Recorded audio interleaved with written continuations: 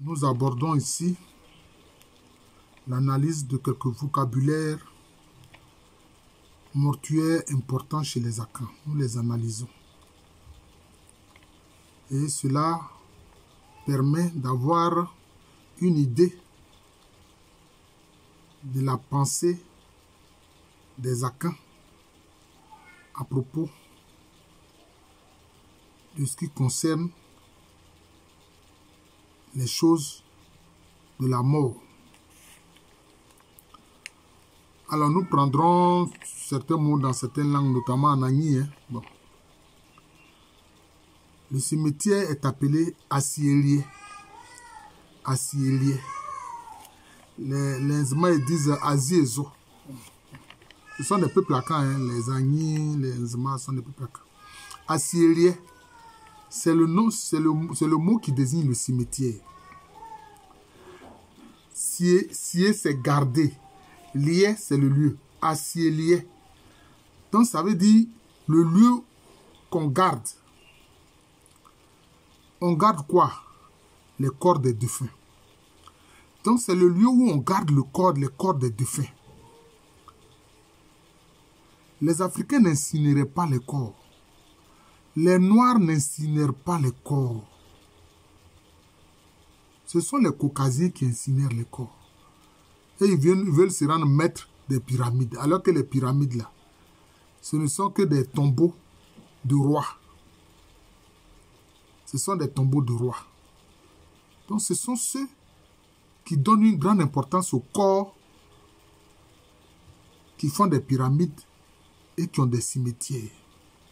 Asiélié, c'est-à-dire que le lieu où on garde quoi? On garde les corps. Mais parce que c'est important pour pouvoir y faire le culte des ancêtres. Ou aussi rendre hommage aux défunts. C'est ainsi que, par exemple, ces différents groupes Akans, par exemple, chez ceux qui sont Etsi, donc qui sont des Fanti, il y avait ce qu'on appelle l'unsor. Ce sont des statuettes.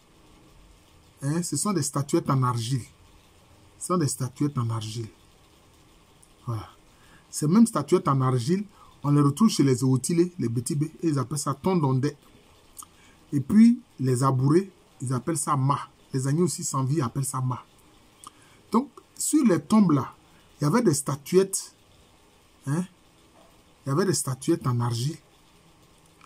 Et c'était sur la tombe. Vous partez sur une tombe, vous voyez la statuette. Donc la statuette représente le défunt.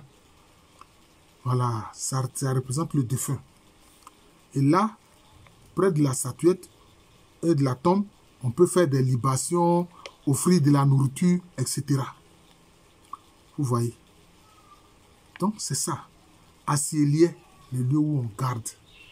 Le lieu de la garde, où on garde des choses. Notamment les corps des défunts.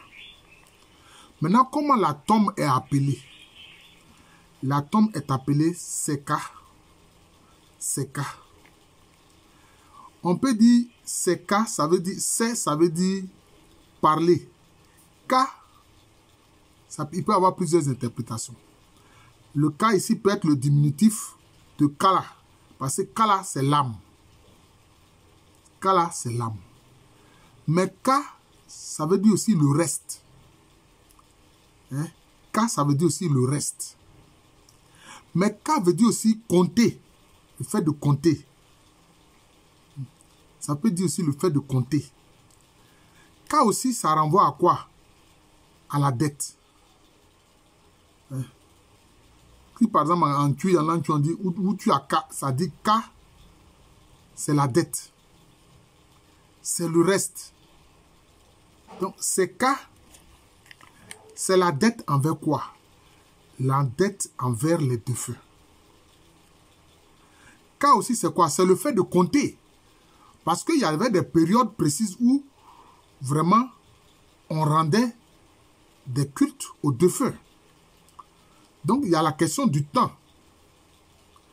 Mais, en faisant référence à l'Égypte antique, Ka, c'est l'esprit éternel de la personne. Voilà. Dieu lui-même, il a un Ka, il a un esprit éternel. Et toutes les créatures ont un esprit éternel. L'être humain, chaque être humain a un esprit éternel. Voilà.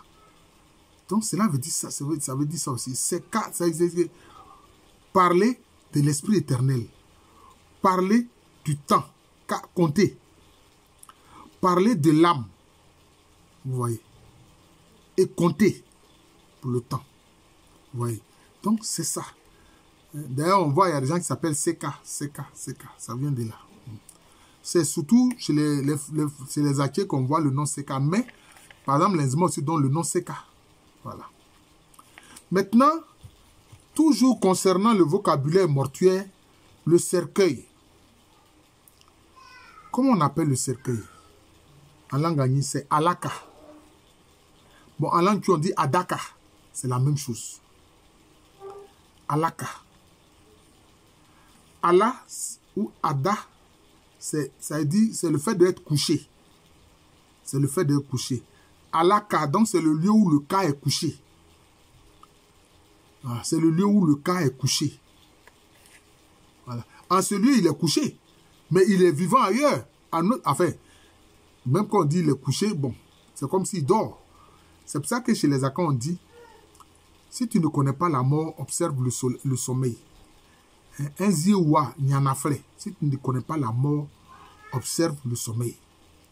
Alaka, donc, c'est le lieu où le cas est couché. C'est le lieu où l'âme est couchée. C'est le lieu où l'esprit éternel est couché. Voilà. Parce que dans le cercueil, il y a la présence du défunt. Avec tous ces éléments. Parce que les Africains avaient conscience de l'ADN.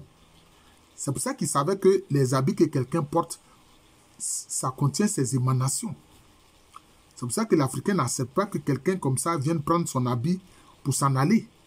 Voilà, c'est cela. Donc, Alaka, c'est le lieu de la couche de l'âme. C'est le lieu de la couche du temps. C'est le lieu de la couche de l'esprit éternel. Voilà. C'est le lieu de la dette. Mais cette dette-là, c'est quoi? C'est la dette des vivants envers ceux qui sont décédés. Voilà. Pour rappeler leur mémoire. Pour ne pas qu'ils soient oubliés. Mais en même temps aussi, c'est aussi, il y a aussi une circulation. Parce que ceux qui sont décédés, surtout ceux qui atteignent l'ancestralité, eux aussi, ils viennent au secours de ceux qui sont encore vivants sur terre. Vous voyez. Donc, vous comprenez bien que le vocabulaire mortuaire explique la passé profonde de ces peuples-là quant à leur conception de la mort et de l'au-delà.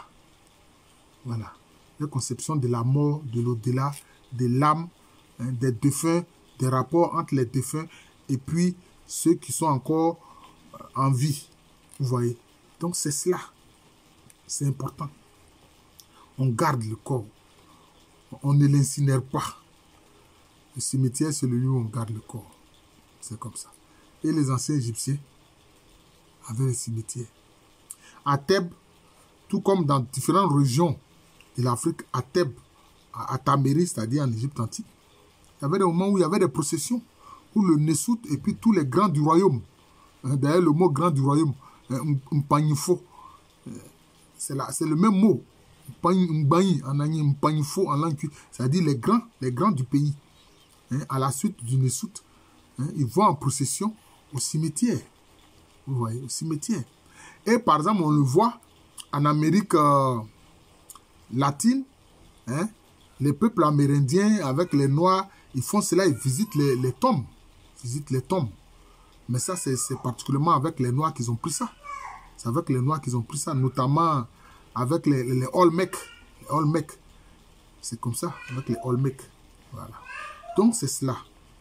Donc, on voit bien que ce langage-là, mortuaire, a toute une explication.